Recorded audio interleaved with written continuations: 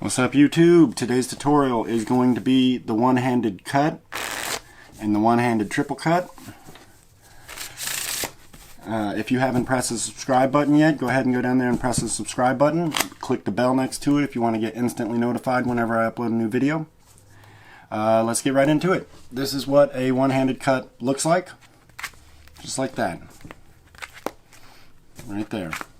That's a one-handed cut.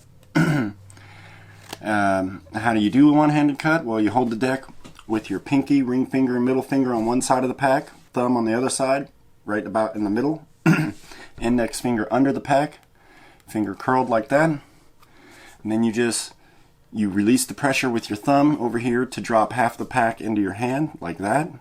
Use your index finger to push that pack up, past, and on top of the bottom, just like that, and that's a one-handed cut. Just like that. Now,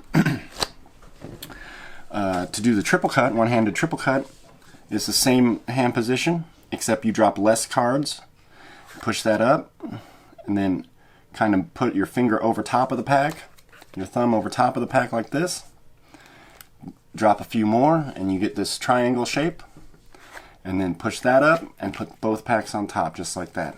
So the one-handed triple cut looks a lot like this here. One-handed triple cut.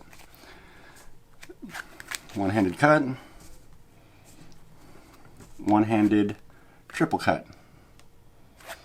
Just like that. And that's how you do a one-handed cut and a one-handed triple cut. Just like that. One-handed cut, one-handed triple cut. Just like that. Get that triangle shape everybody likes to see. Put them both on top.